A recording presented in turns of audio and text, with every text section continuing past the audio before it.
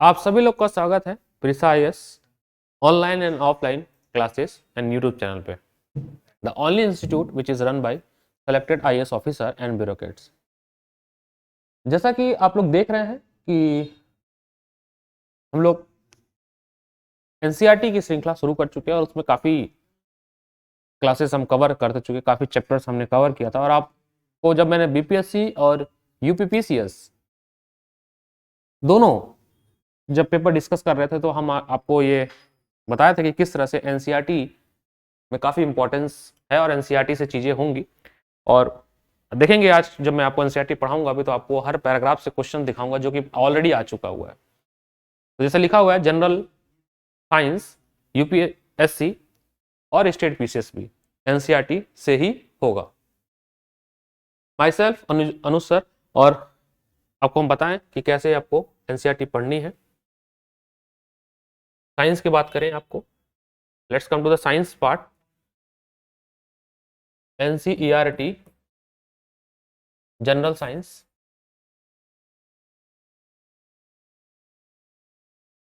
अगर हम बात करें लगभग जितने भी वनडे एग्जाम्स हैं और स्टेट पीसीएस की बात करें जो कि अभी बीपीएससी आने वाला है, आपने देखा होगा कि 30 क्वेश्चंस आपके आते हैं, 30 सवाल, 30 क्वेश्चन आउट ऑफ 150 आपको जनरल साइंस से क्वेश्चन मिलता है। अगर हम जनरल साइंस को डिवाइड करें तो जनरल साइंस में आपका फिजिक्स होता है, केमिस्ट्री होता है और आपका बायो होता है। ठीक है। अगर हम मेजर चैप्टर की बात करें, फिजिक्स में अगर हम बात करें तो फिजिक्स में आपको पढ़ना चाहिए लाइट, जिसमें हम लोग कहते हैं ऑप्टिक्स। लाइट पढ़ना चाहिए आपको, ऑप्टिक्स, इलेक्ट्रिसिटी, विद्युत, हीट, उष्मा। ठीक है, आपको हीट, साउंड, ठीक है, एसआई यूनिट्स, डायमेंशन,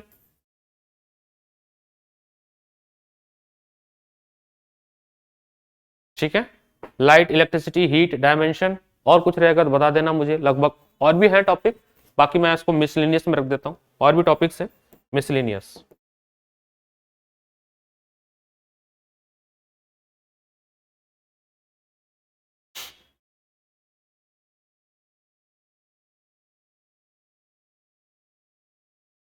केमिस्ट्री की बात करें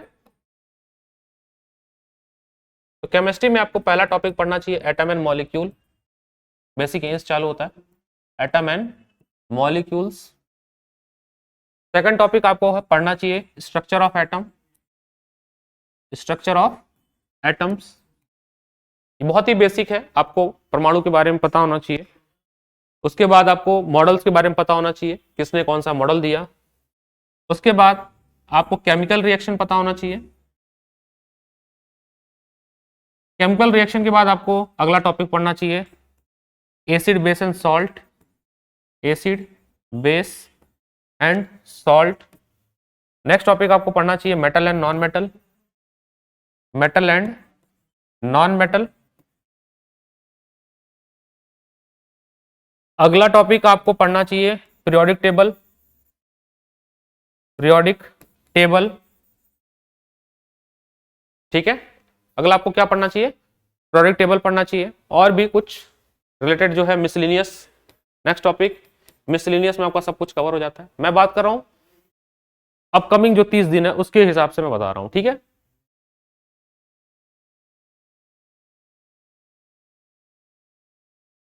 अगर हम बात करें बायो की, बायोलॉजी की बात करें तो इसमें आपको सेल पढ़ना चाहिए, फिर टिश्यू, टिश्यू के बाद बात करें तो आपको ह्यूमन बॉडी पार्ट जितने भी हैं, ह्यूमन एटॉनमी, इसमें आपका digestion, respiration, respiration, digestion, respiration, circulation, circulation, excretion, ठीक है। डाइजेशन में आप लोग एलिमेंट्री कैनाल के बारे में पढ़ेंगे, स्टमक के बारे में पढ़ेंगे, डाइजेस्टिव जूस के बारे में पढ़ेंगे, रेस्पिरेशन में लंग्स के बारे में पढ़ेंगे, सर्कुलेशन में ह्यूमन हार्ट और ब्लड के बारे में पढ़ेंगे, और एक्सक्रीशन में आप लोग किडनी के बारे में पढ़ेंगे। ठीक है, किडनी और नेफ्रॉन के बारे में, किडनी और नेफ्रॉन के बारे में पढ़ेंगे, ह्यूमन के बारे में। फिर इसके बाद आप प्लांट के बारे में पढ़ेंगे। ठीक है, जिसमें आप बॉटनी वगैरह देख लेंगे, बॉटनी पढ़ लेंगे, बॉटनी।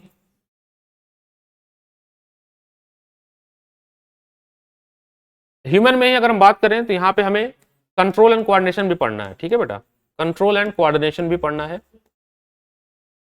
इसमें हमें आपको ह्यूमन ब्रेन के बारे में पढ़ना है, ह्यूमन ब्रेन के बारे में पढ़ना है। ह्यूमन के बारे में बात करें तो स्केलेटन के बारे में पढ़ना भी है, ह्यूमन के स्केलेटन के बारे में भी पढ़ना है, हड्डियों के बारे में पढ़ना है। ठीक है, तो ह्यूमन से क्वेश्चन इर्द गिर्द आता है। डिजीज, ठीक है, डिजीज के बारे में पढ़ना है, हार्मोन्स के बारे में पढ़ना है। ठीक है, विटामिन के बारे में पढ़ना है।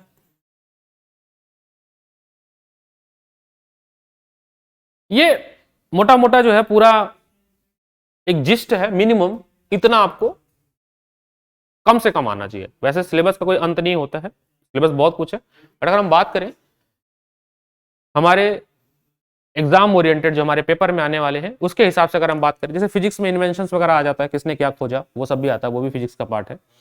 इसमें भी आपका बायोलॉजी में जो है फादर आ जाता है कि फादर ऑफ जेनेटिक किसको कहते हैं, फादर ऑफ फलाने ढमकाना किसको कहते हैं। जैसे अभी अब मेडिसिन आपने कल के पेपर में बीपीएससी में मैंने उसमें था कि वैक्सीन की खोज किसने की थी, वो भी बायोलॉजी में आ जाती है।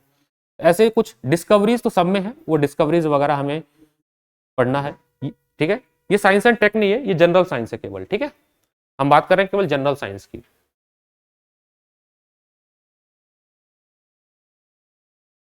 जनरल साइंस की बात कर रहे हैं, साइंस एंड टेक अलग हो जाएगा। साइंस एंड टेक में बेटा आपको फिर स्पेस, रोबोटिक्स वो अलग पढ़ना पड़ेगा, वो अलग हो जाएगा। आप सब इस बात को मैं क्लियर कर देता हूं।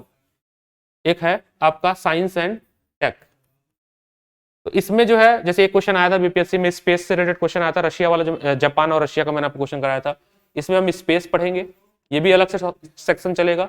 डिफेंस पढ़ेंगे, कौन कौन सी मिसाइलें जो है भारत ने खरीदे हैं, जैसे राफेल न्यूज में है, या आगे कौन सी मिसाइल खरीदेंगे। ठीक है, बायोटेक्नोलॉजी, बायो टेक्नोलॉजी, फार्मास्यूटिकल में भारत क्या क्या कर रहा है, कोई मेडिसिन जैसे कोविड का था उसमें, वो सब हम पढ़ेंगे। तो ये आपका साइंस एंड टेक में आ जाएगा, ये अलग चीजें हम बात कर रहे हैं जनरल साइंस में। इसके सोर्स के बारे में बात करें कि कहाँ से हमें पढ़ना चाहिए, सोर्स के बारे में बात करें कि हमें जनरल साइंस कहाँ से पढ़ना चाहिए, तो क्लास 6 से लेके क्लास 10 की आपको एनसीईआरटी पढ़नी चाहिए, और बायो की सेलेक्टेड चैप्टर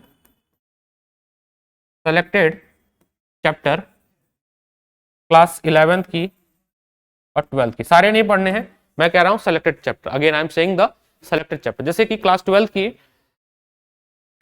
की जो बायो है उसमें इन्वायरमेंट का 4 चैप्टर दिया हुआ है, इन्वायरमेंट का आपको 4 चैप्टर दिया हुआ है, 4 चैप्टर दिया लास्ट का, इकोलॉजी वाला एक्सेट्रा, तो वो आपको पढ़ना चाहिए। बात समझ रहे हैं इस बात को आप लोग? उम्मीद है इस बात को आप रिलेट कर पा रहे होंगे। और डिस्कशन वीडियो अगर आपने देखा होगा मेरा यूपीपीसीएस और बीपीएससी वाला, तो उसमें क्वेश्चन डायरेक्ट एनसीईआरटी से ही आया था, तो एनसीईआरटी ही हमें टारगेट करना है। ठीक है, तो 9th क्लास की एनसीईआरटी हम स्टार्ट कर रहे हैं आज।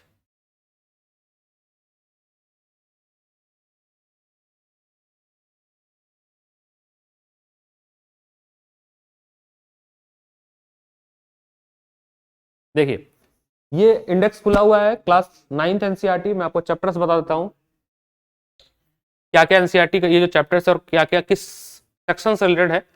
जैसे आपका चैप्टर है 1 2 3 4, ये चैप्टर आपका केमिस्ट्री है, जनरल केमिस्ट्री है। देखिए बीपीएससी में, अरे यूपीएससी में, सॉरी नॉट बीपीएससी, यूपीपीसीएस में जो अभी 2022 वाला पेपर अगर आपने देखा होगा तो उसमें होमोजीनियस और हेट्रोजीनियस पे क्वेश्चन था, और होमोजीनियस और हेट्रोजीनियस का क्वेश्चन जो है वो आपका चैप्टर नंबर 2 में दिया हुआ। ये चैप्टर नंबर 2 जो है ये, इसमें आपको होमोजीनियस और हेट्रोजीनियस का दिया है अगर आप पढ़ोगे क्वेश्चन को तो यहाँ से आपका आंसर मिल जाएगा। कल मैंने क्वेश्चन डिस्कस किया था, उसमें आपको इलेक्ट्रॉन, प्रोटॉन, न्यूट्रॉन, बीपीएससी के पेपर में आपको ये बोला था कि न्यूक्लियस के अंदर क्या क्या पाया जाता है, वो आपको मिलेगा स्ट्रक्चर ऑफ एटम से। कल का आप डिस्कशन वीडियो देखिएगा, उसमें क्वेश्चन था कि न्यूक्लियस के अंदर कौन से चार्ज पाए जाते हैं। तो प्रोटॉन और न्यूट्रॉन से जो न्यूक्लियस बनता है वो आपको चैप्टर नंबर 4 में मिल जाएगा। ये कल का ही क्वेश्चन था, बीपीएससी 67th वाले में क्वेश्चन आया था चैप्टर नंबर 4 से। उसके बाद चैप्टर नंबर 5, 6 एंड 7 ये आपका बायो है, बायोलॉजी है। तो बायो में जो है सेल से क्वेश्चन आते हैं, काफी सारे क्वेश्चन आते हैं, सेल डिस्कवरी से क्वेश्चन आते हैं, काफी क्वेश्चन सेल से बनते हैं आपके।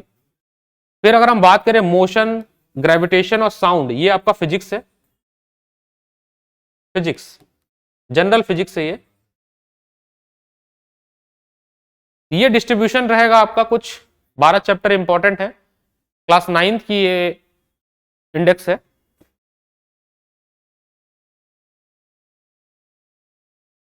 क्लास 9th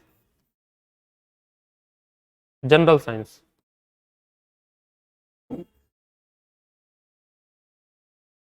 समझिएगा इस बात को।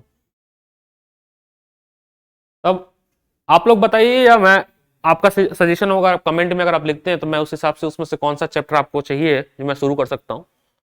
नहीं फिर मेरा तो राय है कि मैं आपको केमिस्ट्री शुरू करूं, क्योंकि कल मैंने जब डिस्कस किया तो मेरे को केमिस्ट्री का क्वेश्चन मिला। तो अगर कोई वीडियो लाइव देख रहा हो तो कमेंट कर सकता है।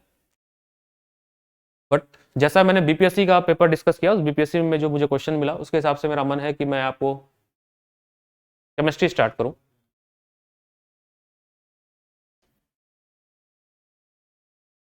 उम्मीद है आपने स्ट्रेटेजी वगैरह लिख लिया होगा।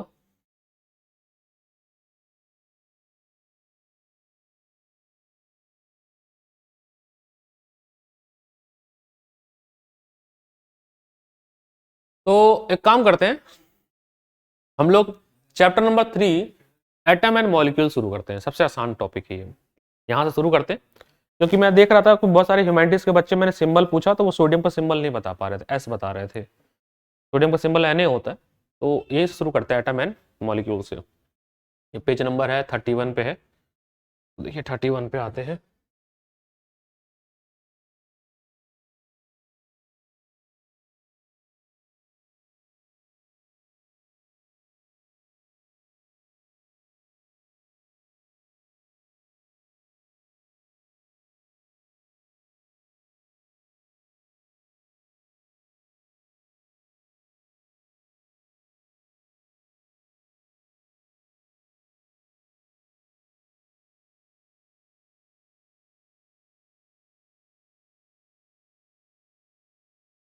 ये सेकंड चैप्टर है। चैप्टर नंबर 1 और चैप्टर नंबर 2 एक ही है, बस उसको 2 चैप्टर बनाया गया। उसमें आपको सॉलिड, लिक्विड, गैस, उनके बारे में, colloidal solution, true solution, suspension, homogeneous, heterogeneous, इनके बारे में आपको बताया गया है। सेपरेशन टेक्निक बताई गई है कि अगर मान लीजिए पानी और अल्कोहल मिक्स कर दिया जाए तो आप कैसे अल्कोहल को पानी में से अलग करेंगे, तो केरोसिन में से कैसे अलग करेंगे। तो सेपरेशन टेक्निक सिखाई गई है। तो आप इसको इसको मैं पढ़ा दूंगा। वैसे फिलहाल अभी हम आपको स्ट्रक्चर ऑफ एटम और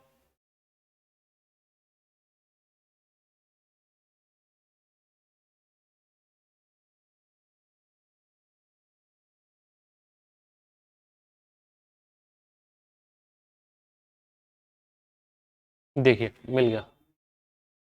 चैप्टर है एटम एंड मॉलिक्यूल। चैप्टर का नाम है एटम एंड मॉलिक्यूल।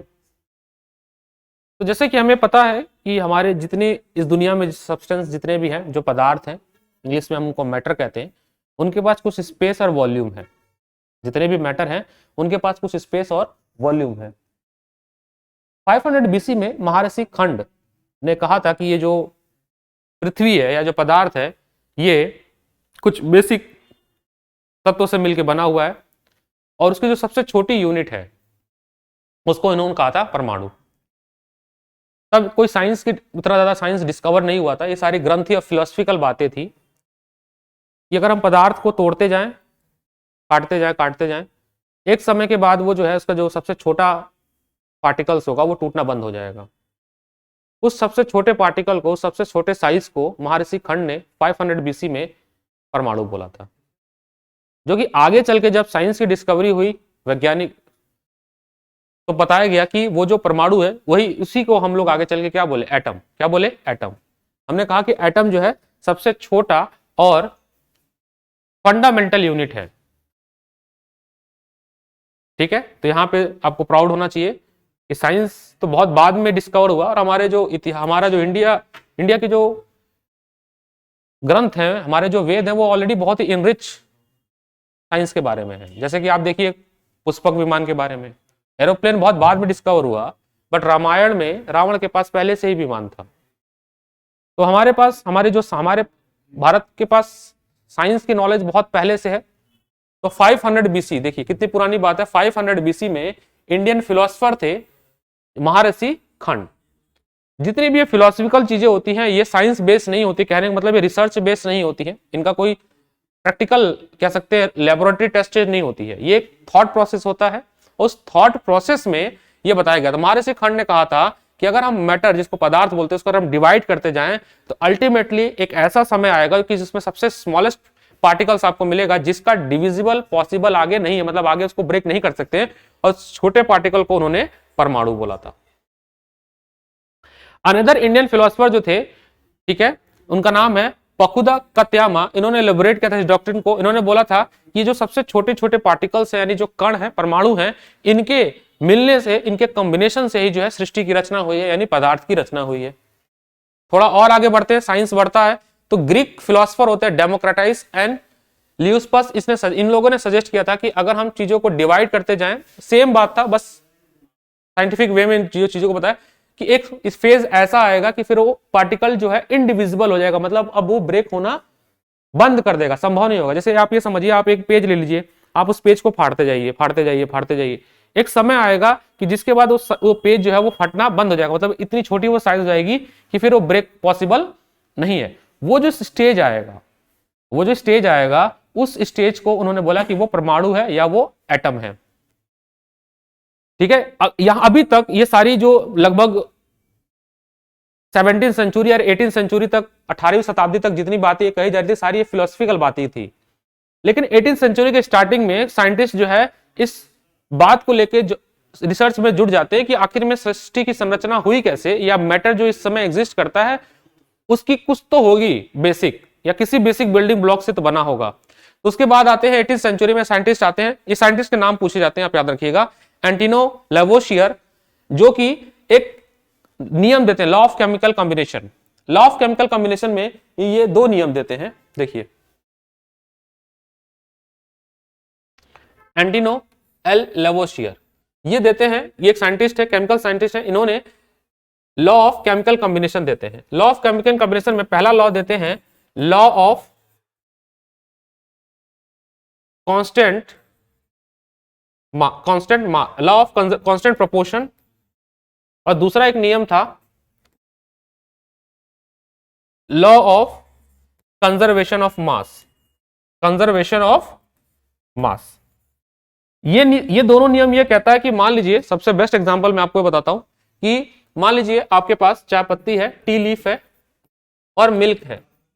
आप ये मान के चलिए कोई लॉस नहीं हो रहा, मान लीजिए आपके पास 20 ग्राम चाय की पत्ती आपने डाला, और सेम यूनिट के लिए हम मान लेते हैं 100 ग्राम जो है दूध डाला, लीटर में होता है बट हम यूनिट सेम कर रहे हैं, तो जो चाय बनेगी वो 120 ग्राम की ही बनेगी। यानी कि जो मास होगा रिएक्टेंट का और जो मास होगा प्रोडक्ट का वो सेम होगा, ये लेवोशियर ने कहा था। बात समझिएगा, ये इसलिए भी कहा था इन्होंने क्योंकि जो सबसे छोटी यूनिट थी एटम, उन्होंने कहा था कि एटम को हम क्रिएट और डिस्ट्रॉय नहीं कर सकते हैं किसी भी केमिकल कंपोजिशन में। ठीक है, थोड़ा और इसको एलोबरेट करते हैं हम। डाल्टन वगैरह पे आने से पहले मैं थोड़ा सा आपको ब्लैक बोर्ड पे ले चलता हूं, थोड़ा और इसको मैं आपको एलोबरेट करता हूं। देखिए, हम बात कर रहे हैं एटम।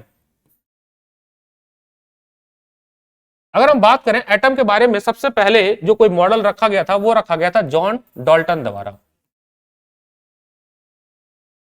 हालांकि ये इस मॉडल में बहुत सारे कमियां भी थी, बट अगर आपसे पूछा जाए कि डाल्टन थ्योरी किसके बारे में बात करता है, किसने जो है एटॉमिक थ्योरी दी है, तो वो आप जॉन डाल्टन ही लिखेंगे। इन्होंने कहा था कि मान लीजिए अगर कोई दीवार बना रहे हैं, अगर हम इसको ऐसे कल्पना कर सकते हैं, मान लीजिए कोई दीवार है, ब्रिक वॉल है, तो उस ब्रिक वॉल में जो सबसे छोटी यूनिट होगी वो आपकी ईंट होगी। मान लीजिए कोई वॉल है, उस वॉल में सबसे छोटी यूनिट आपकी क्या होगी, ये ईंट होगी, ब्रिक होगी। ये जो सबसे छोटी यूनिट है इसी को उन्होंने बोला कि ये क्या है, एटम है। यानी एटम जो होगा वो किसी भी मैटर का जो सबसे छोटी इंडिविजुअल पार्ट होगा वही एटम होगा। तो एटम क्या होगा, स्मॉलेस्ट इंडिविजुअल पार्ट। यानी अब इसको आप ब्रेक नहीं कर सकते हो, इंडिविजिबल पार्ट ऑफ मैटर। वो अलग बात है कि आगे चल के बोहर मॉडल और रदरफोर्ड मॉडल ने ये बताया कि एटम को हम और तोड़ सकते हैं, बट अगर हम डाल्टन के भाई साहब बात करें तो डाल्टन के हिसाब से एटम को और नहीं तोड़ सकते, ये सबसे स्मॉलेस्ट है, इससे स्मॉलेस्ट कुछ भी नहीं है। और ये आपका बेसिक बिल्डिंग ब्लॉक है, बेसिक बिल्डिंग ब्लॉक है किसी भी मैटर का, किसी भी मैटर का बेसिक बिल्डिंग ब्लॉक है किसी भी पदार्थ का। तो मैटर क्या है, मैटर वो है जिसके पास स्पेस और वॉल्यूम है, उसको मैटर कहेंगे। ऐसी कोई भी सब्सटेंस जिसके पास उसका वेट है, मास है, वॉल्यूम है, तो वो मैटर है। ठीक है, फिर आगे चल के और डिस्कवरी हुई। आगे क्या डिस्कवरी हुआ देखिए, आगे एक साइंटिस्ट आते हैं रदरफोर्ड। रदरफोर्ड आते हैं, रदरफोर्ड अल्फा स्कैटरिंग एक्सपेरिमेंट करते हैं। रदरफोर्ड आते हैं और रदरफोर्ड जो है अल्फा स्कैटरिंग एक्सपेरिमेंट करते हैं। ठीक है, इसमें क्या होता है, ये करते हैं कि देखिए ये हम मानते हैं कि एटम जो है वो सबसे छोटी यूनिट है, उससे कोई और उससे से आपके पदार्थ यानी मैटर बने हुए हैं, लेकिन इस एटम के अंदर भी कुछ ना कुछ सब एटॉमिक पार्टिकल्स हो सकते हैं। इसके लिए इन्होंने एक्सपेरिमेंट किया अल्फा स्कैटरिंग। उसमें क्या किया इन्होंने, एक एटम लिया, किसका, गोल्ड फॉइल का। गोल्ड फॉइल की इन्होंने एक पतली सी थीन शीट ली। कहा जाता है कि अगर आप लगभग 1 लाख या 10 लाख ऐसा कुछ है, 1 से 10 लाख अगर आप एटम्स को एक के ऊपर रखिए तो जो आपकी थीन शीट पेज की होती है उतनी थिकनेस की जो है आपकी गोल्ड फॉइल की शीट बनेगी। तो गोल्ड फॉइल काफी थिन होती है, इसलिए इन्होंने गोल्ड फॉइल एटम लिया और अल्फा पार्टिकल से इसको बम्बार्ड करा दिया। अभी अल्फा पार्टिकल क्या होता है, अल्फा पार्टिकल जो होता है ये हीलियम से बना हुआ पॉजिटिव चार्ज पार्टिकल, इसका मास होता है 4 यूनिट। अगेन केमिस्ट्री, थोड़ा सा और आगे हम इसके बारे में चर्चा करेंगे। हीलियम से बना होता है, तो अल्फा पार्टिकल ये भी आपसे पूछा जा सकता है, ये आपका हीलियम से बना होता है। हीलियम, इसका एटॉमिक नंबर होता है 2 और मास होता है 4 यूनिट। प्रोडक्ट टेबल में इसको ग्रुप 18 में रखा जाता है, प्रोडक्ट टेबल में इसको ग्रुप 18 में रखा जाता है। अगेन जब आपको प्रोडक्ट टेबल पढ़ाऊंगा तो उसमें आपको समझाएंगे, अभी के लिए इतना ही जानना आपको। तो इन्होंने ये देखा कि जब हम इसमें बहुत सारे अल्फा पार्टिकल को बम्बार्ड करा रहे थे और यहां पे इन्होंने रिसीवर लगा दिया, तो कुछ तो इनको सीधे मिल गए, कुछ अल्फा पार्टिकल इनको ऐसे डेविएटेड मिले, ऐसे डेविएटेड, और कुछ अल्फा पार्टिकल जो है वो ऐसे सीधे गए और टकरा के वापस अपने रास्ते पे आ गए, रीट्रैक ऑन द पाथ, ऐसे गए और टकरा के वापस आ गए। Every 12,000 alpha particle retrack on the same path, every 12,000 alpha particle. तो रदरफोर्ड ने कहा कि इसके बीच में जो है ना एक डेंस पॉजिटिवली चार्ज सब्सटेंस है जिसको आगे चल के न्यूक्लियस कहा गया।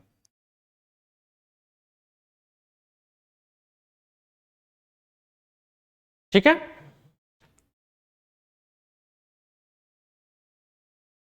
कोई दिक्कत आपको लोग को यहां तक बताइए, कोई दिक्कत हो एटम के बारे में, थोड़ी सी आपको इंफॉर्मेशन मैंने दिया।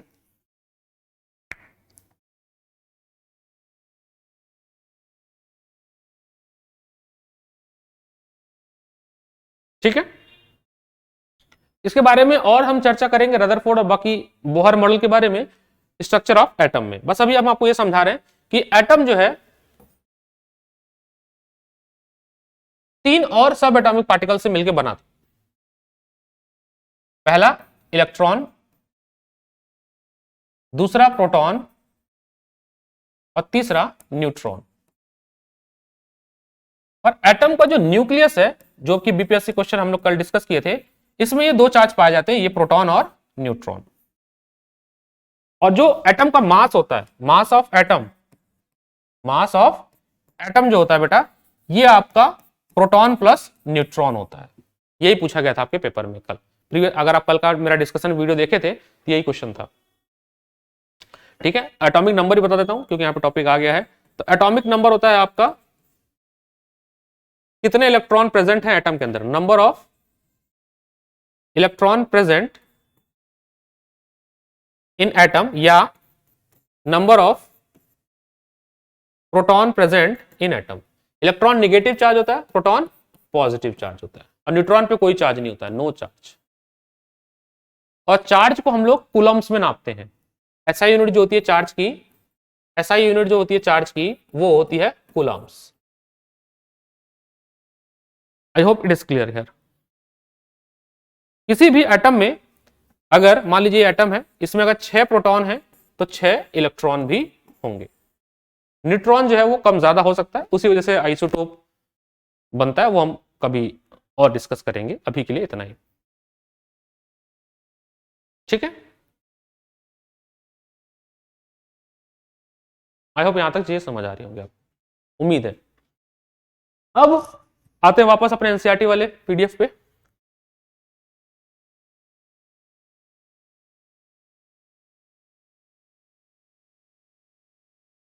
तो लॉ ऑफ केमिकल कॉम्बिनेशन क्या कहता है, अगर आप इस एक्टिविटी को पढ़ेंगे बच्चों, जैसा देखिए एनसीईआरटी को आप लाइन बाय लाइन पढ़िए, जैसे छोटे बच्चे पढ़ते हैं उसी हिसाब से पढ़िए, और उसमें से आप क्रक्स निकालिए। तो इसमें देखिए एक एक्टिविटी दी गई 3.1, अगर आप इसमें देखेंगे, इसमें आपसे कह रहा है कि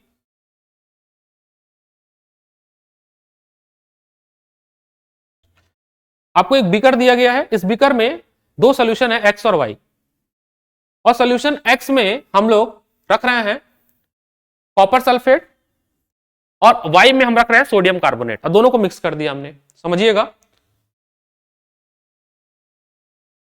हमने एक्स की जगह, एक्स में हमने रखा कॉपर सल्फेट, CuSO4 होता है।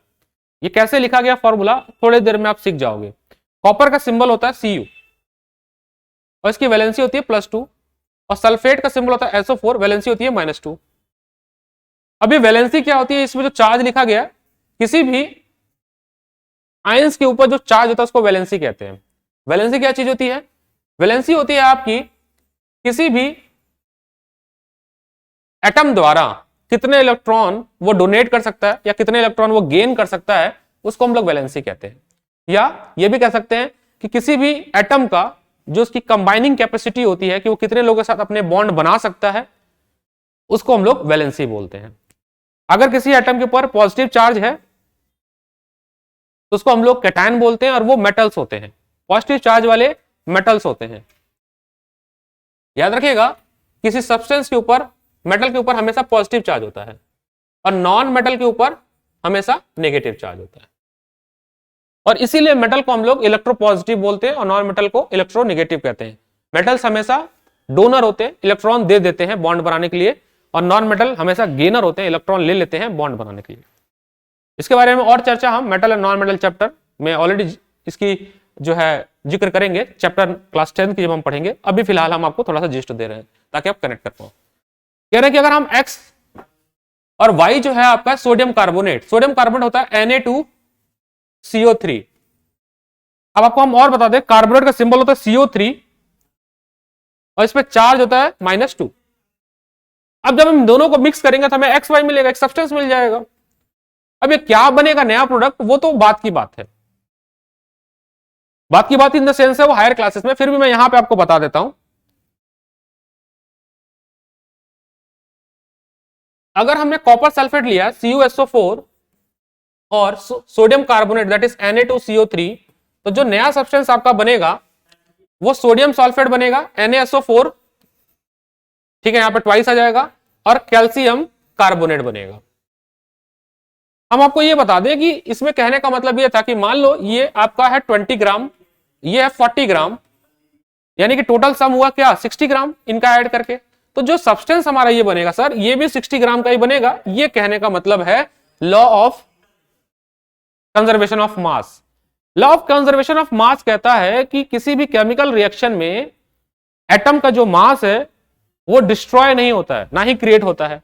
इसका जो मास क्या होगा, कंजर्व रहेगा, यानी जितना मास आपका रिएक्टेंट का होगा सर, उतना ही मास आपका प्रोडक्ट का होगा। एक बार देख लीजिए फिर से।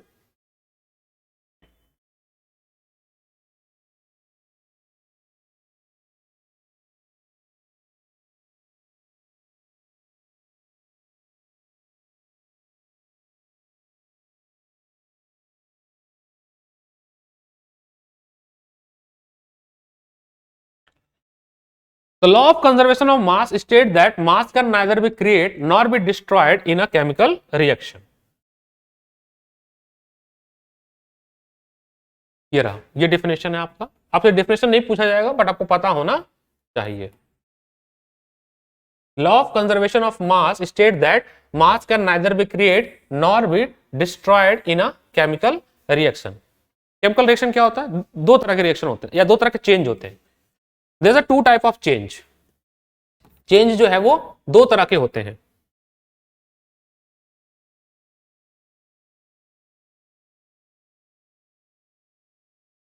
एक होता है आपका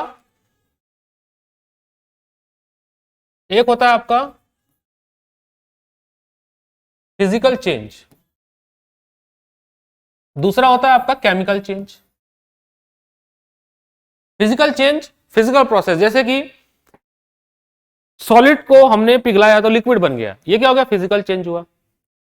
लिक्विड को फिर जमा देंगे तो सॉलिड हो जाएगा। लिक्विड को और गर्म किया तो गैस में कन्वर्ट हो गया। तो सॉलिड से लिक्विड में चेंज होना, लिक्विड से गैस में चेंज होना, इसको हम लोग कहते हैं फिजिकल चेंज, या वाइस वर्सा भी हो सकता है, उल्टा भी हो सकता है।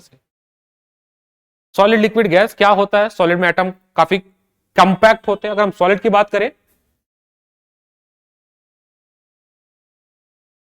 तो सॉलिड में क्या होता है, atoms are very compactly packed, ये काफी करीब करीब होते हैं, इनके बीच में जो स्पेस होता है वो नहीं होता, नाम के मात्र मतलब होता ही नहीं कह सकते हैं। लिक्विड में ये थोड़े से स्पेस होते हैं, मतलब इनके बीच में जो इंटरमॉलिक्यूलर फोर्स होता है थोड़ा सा वीक होता है।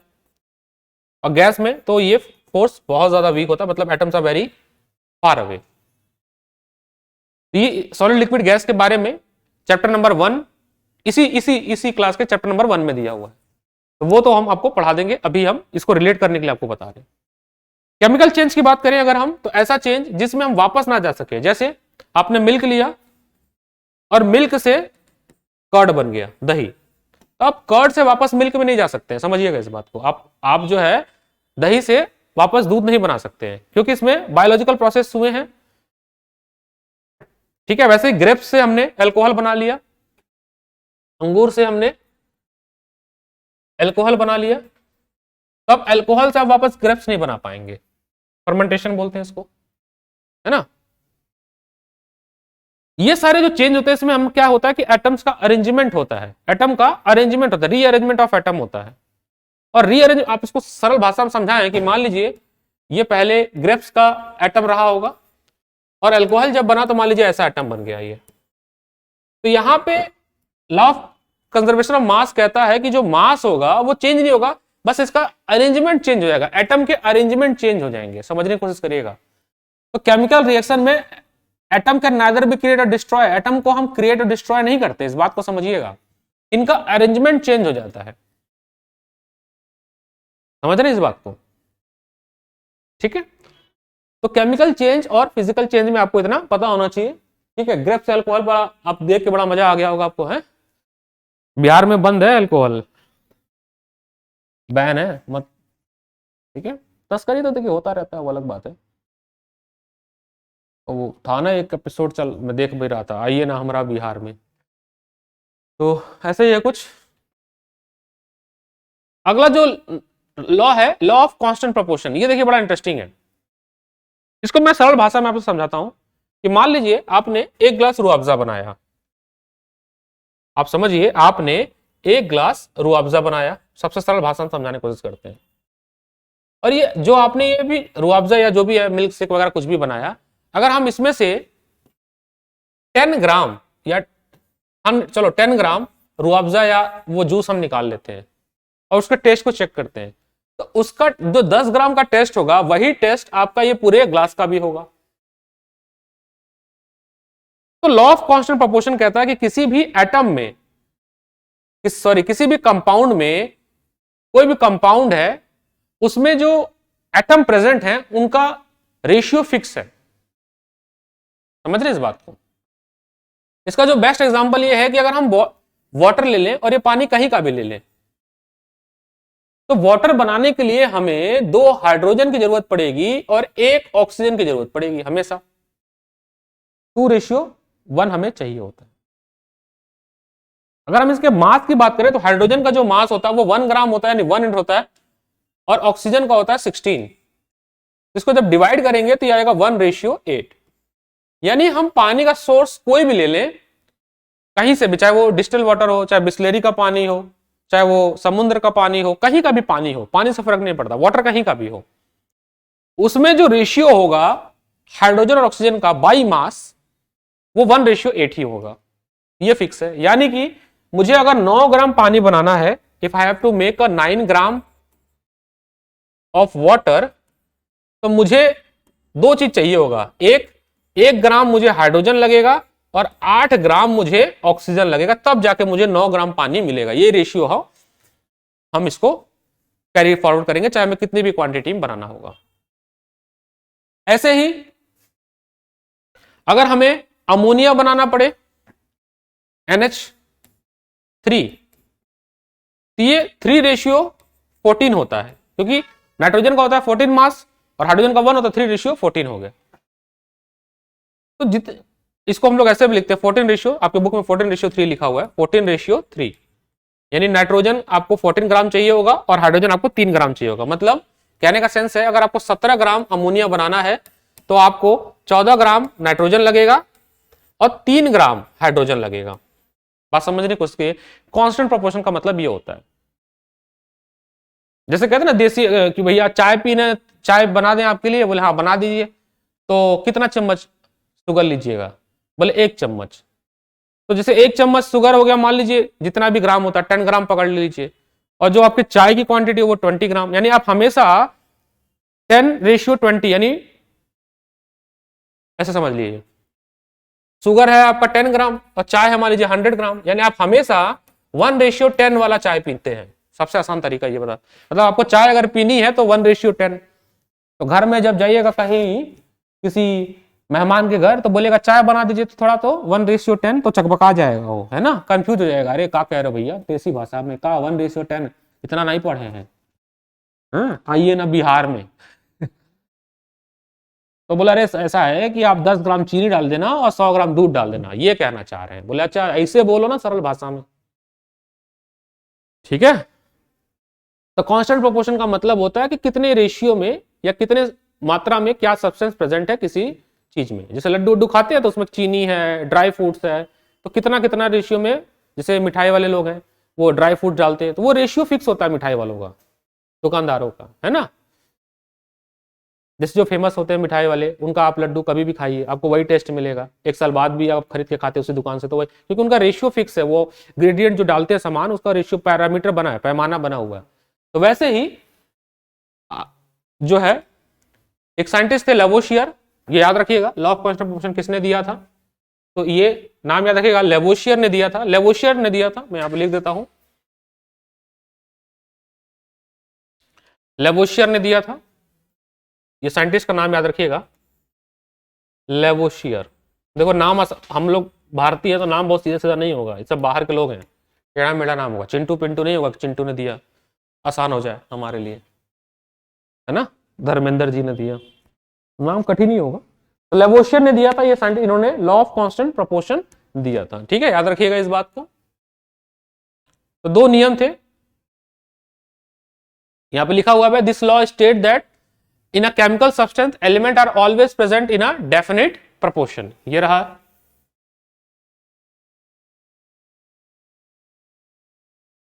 This law was stated by the postulate has a in a chemical reaction substance the element are always present in a definite proportion, ठीक है।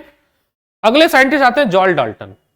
जॉल डाल्टन क्या करते हैं, ये सारे रिसर्च को पढ़ते हैं और अपनी थ्योरी, एटॉमिक थ्योरी पब्लिश कर देते हैं।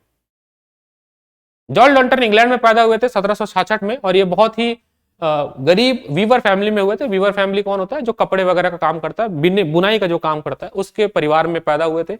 और इन्होंने पॉस्टुलेट दिया था, ठीक है। तो थोड़ा सा आपको इनके बारे में पता होना चाहिए, जॉन डाल्टन, क्योंकि जो भी थ्योरी, इस फेमस थ्योरीज है वो पूछ लिया जाता है, सीधे नाम पूछ देते हैं। जॉन डाल्टन ने ये अपने सारी ये जो रिसर्च उस समय चल रहे थे, उसको एक जगह पे इंकलकेट करके बताते हैं कि जितने भी पदार्थ हैं, मैटर है, उनकी जो सबसे छोटी इकाई है, सबसे जो छोटी यूनिट है, वो परमाणु यानी एटम है। उसको हम और आगे तोड़ नहीं सकते हैं। एटम के इंडिविजुअल पार्टिकल्स नहीं हो सकते हैं। All is made of very tiny particle is called atom. Atom are indivisible particle which can not be created और destroyed in a chemical reaction. Second point ये कहते हैं। थर्ड कहते हैं atom of a given element are identical in mass and chemical proportion. ये थोड़ा सा यहीं से ड्रॉबैक शुरू होता है। थर्ड पॉइंट ड्रॉबैक कैसे है कि इनको जिस समय ये बता रहे थे उस समय आइसोटोप के बारे में लगभग 800 समथिंग 808 के आसपास की बात है, उस समय इनको आइसोटोप के बारे में पता नहीं था। इन्होंने कहा कि अगर समझ लो ऐसे, मैं आपको समझा देता हूं थोड़ा सा। इन्होंने बोला कि अगर आप कैल्शियम का एटम निकालते हो भारत से और कैल्शियम का एटम आप पाकिस्तान से निकालते हो, दो जगह गए, दोनों जगह से कैल्शियम एटम उठाया, तो जो इसका वजन होगा, मान लीजिए 35 ग्राम का है, तो ये भी 35 ग्राम का ही होना चाहिए। बट आगे की रिसर्च में पाया गया कि भारत वाला कैल्शियम 35 ग्राम का है, पाकिस्तान वाला कैल्शियम 37 ग्राम का है, या उल्टा कर देते, पाकिस्तान को हल्का कर देते, ठीक है। तो ये पाकिस्तान वाला कैल्शियम है और ये भारत वाला कैल्शियम है, हमारा थोड़ा सा भारी होगा, ठीक है। यानी कि एक ही एटम के दो अलग अलग मास पाए गए, जबकि डाल्टन साहब ने कहा था कि ऐसा पॉसिबल नहीं है। उनको उस समय ये बातें नहीं पता थी, लेकिन ऐसा पॉसिबल है कि एक ही एटम के डिफरेंट मास वाले एटम पाए जा सकते हैं। हाँ, एटॉमिक नंबर सेम हो सकता है, सेम एटॉमिक नंबर सेम नहीं होगा, सॉरी, ये तो नहीं हो सकता, कभी जीवन में भी नहीं हो सकता है। एटॉमिक नंबर हमेशा यूनिक होगा। जैसे आपका आधार कार्ड नंबर यूनिक होता है, लेकिन मास नंबर सेम हो सकता है। जैसे मेरा आधार कार्ड नंबर अलग होगा, किसी और का अलग होगा, बट मेरा मास उसका मास सेम हो सकता है, या मेरा नाम उसका नाम सेम हो सकता है। ऐसे ही मास नंबर सेम हो सकता है। तो कैल्शियम का दो मास होता है, अभी आप समझ लीजिएगा। एक कैल्शियम का मास होता है 37 और एक कैल्शियम का मास होता है 35। कैल्शियम का एटॉमिक नंबर होता है 17, ठीक है, याद रखिएगा इस बात को। कैल्शियम का एटॉमिक नंबर होता है 17। ये जो दो डिफरेंस है मास का, वो प्रोटॉन की वजह से है। अरे सॉरी, नॉट प्रोटॉन, प्रोटॉन तो सेम ही, न्यूट्रॉन की वजह से। एक में 18 न्यूट्रॉन, एक में 20 न्यूट्रॉन है। न्यूट्रॉन कैसे निकलता है, मास नंबर में से एटॉमिक नंबर को घटा दी, तो 35 में से 17 घटा दीजिए तो आपको मिल जाएगा न्यूट्रॉन का नंबर, और 37 में से 17 घटा दीजिए तो इस वाले में 20 न्यूट्रॉन होगा और इस वाले में 18 न्यूट्रॉन होगा। तो न्यूट्रॉन के डिफरेंस की वजह से जो है मास नंबर जो है अलग अलग होता है, ठीक है। उम्मीद है यहां तक रिलेट कर पा रहे होंगे। तो ये जो थर्ड पॉइंट है, ये ड्रॉबैक था इनका, बट बताया था तो हम बताना जरूरी है। चौथा, इन्होंने कहा था कि atom of different element have a different mass and chemical property. चौथे में इन्होंने कहा था कि अगर अलग अलग एटम्स हैं तो उनका मास अलग अलग होगा, उनकी प्रॉपर्टी भी अलग अलग होगी। चलो यहां तक इनके हिसाब से ये बात ठीक भी है, लेकिन फिर यहां पे ड्रॉबैक ये क्रिएट हो गया कि आइसो बार नाम का कॉन्सेप्ट होता है, जिनमें दो एटम के सेम मास हो सकता है, एटॉमिक नंबर अलग हो सकता है बट सेम मास हो सकता है। तो ये भी एक ड्रॉबैक था, आइसो बार के बारे में इनको नहीं पता था। फिर फोर्थ वाला था लॉ ऑफ कांस्टेंट प्रोपोर्शन और law of conservation of mass, 6 इन्होंने दिया था, 6 पोस्टुलेट इन्होंने दिया था, ठीक है। तो जो ये डाल्टन थ्योरी आपको पता होना चाहिए। उसके बाद व्हाट इज एटम मैंने आपको बता दिया। इन्होंने बोला कि यहाँ पे ये सिंबल अब यूज नहीं होता है, बहुत पुराने सिंबल है, हाइड्रोजन कैसे बनाते थे, कार्बन को, ये अब यूज नहीं होते। अगर आप इस टेबल को देखोगे तो इस टेबल में आपको ये कोशिश की गई बताने की कि एटम कितना छोटा होता है। जैसे अगर हम बात करें चींटी, एंड की बात करें तो एंड का जो साइज होता है वो 10 टू द पावर -2 मीटर इनका रेडियस होता है। चींटी को अगर हम सर्कुलर मान लें तो बहुत, ये देखो बहुत छोटी वैल्यू, 1/10 स्क्वायर मतलब 1/100 मतलब 0.01 मीटर, ये रेडियस होती है किसकी, चींटी की।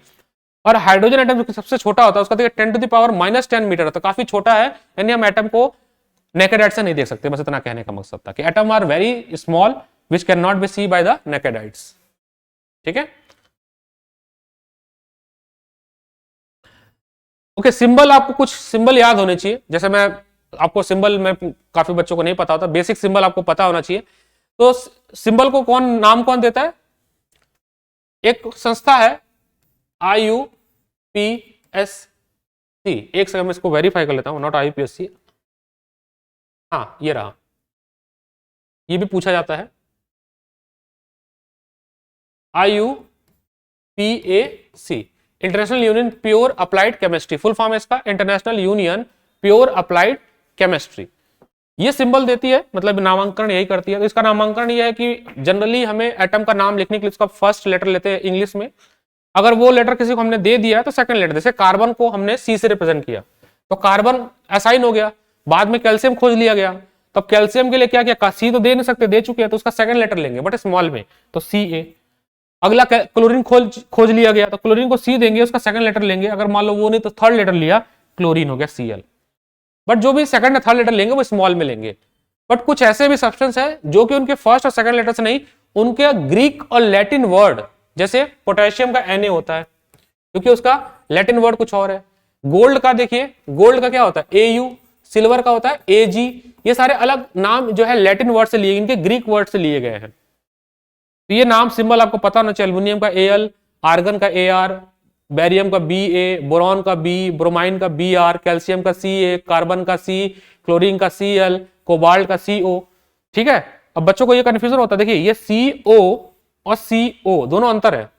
ये आपका कार्बन मोनोऑक्साइड है, कार्बन और ऑक्सीजन दो एटम अलग अलग जो कि मॉलिक्यूल बना रहे हैं। ये केवल एक एटम है कोबाल्ट CO। ठीक है, तो लिखने में अंतर हो जाएगा।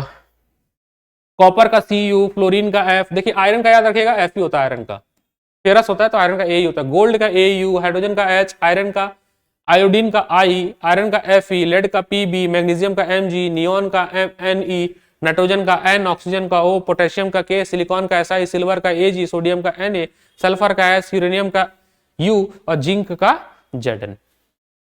कम से कम इतने सिंबल तो आपको याद होने चाहिए। 118 वैसे होते हैं, बट अगर आपको 118 एलिमेंट याद नहीं है तो कम से कम 20 से 30 एलिमेंट के सिंबल तो आपको याद होने चाहिए। 118 डिस्कवर्ड एलिमेंट्स है, metal and non metal, but इतना अगर याद नहीं है तो कोई दिक्कत नहीं है। कम से कम 20-30 आपको याद होने चाहिए जो ज्यादा पेपर में आपके पूछे जाते हैं एटलीस्ट, क्योंकि आपको एग्जाम क्रैक करना है, क्वालिफाई करना है, आपको मास्टरी नहीं करनी है। ठीक है, तो हमारा मकसद आपको बस एग्जाम क्रैक कराना, मास्टरी कराना नहीं है। ठीक है, उसके बाद यहाँ पे मास दिया हुआ है, कुछ के मास आपको पता होना चाहिए।